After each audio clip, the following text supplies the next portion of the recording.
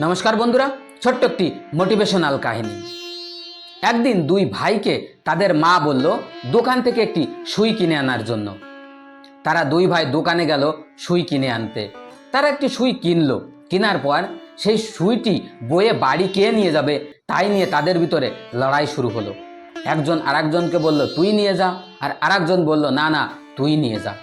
ঠিক সেই সময় সেখানে একজন দুষ্ট বুদ্ধির লোক উপস্থিত হলো। সে তাদেরই বাড়ির পাশের একজন ছিল।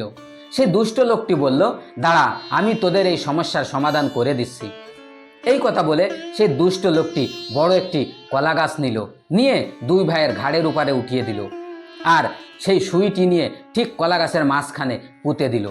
তারপর বলল, এই সুইটি আমি কলা গাছের মাঝখানে পুঁতে দিয়েছি, এবার তোরা বাড়িতে নিয়ে যা, এই সুইয়ের ভার কারোর ঘাড়ে বেশি পড়বে না। তারপর তারা বাড়িতে যেতে থাকলো। যখন সেই দুষ্ট লোকের বাড়ির কাছে গেল, তখন দুষ্ট লোকটি বলল, দাঁড়া, এবার কলা গাছটি নামিয়ে রাখ। তারা যখন কলা গাছটি নামালো, তখন সেই সুইটি সেই দুষ্ট মানুষটি নিল আর সেই দুই ভাইয়ের হাতে ধরিয়ে দিল, দিয়ে বলল, এবার তোরা বাড়িতে চলে যা। আর সেই দুষ্ট লোকটি সেই কলা গাছটি নিল আর নিজের পুকুরে নামিয়ে ভেলা বানিয়ে নিল। আর সেই দুই ভাই নিজেদের লড়াইয়ের জন্য অন্যের কলা গাছ নিজেদের কাঁধে করে বয়ে নিয়ে নিজেরা গাধা হয়ে গেল, তা নিজেরা বুঝতেও পারল না।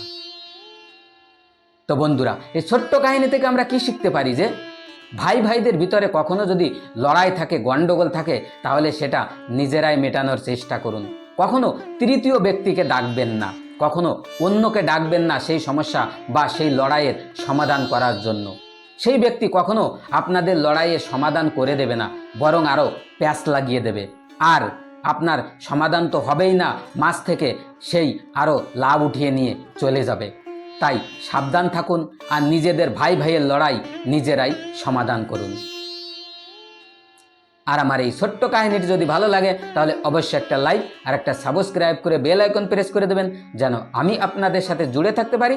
আর আমার এই চ্যানেলে এমন ছোট ছোট অনেক কাহিনী দেখতে পাবেন। আর আমার কাহিনীর ভেতরে যদি কোনো ভুল দেখতে পান তাহলে অবশ্যই কমেন্টস করে জানাবেন। ধন্যবাদ।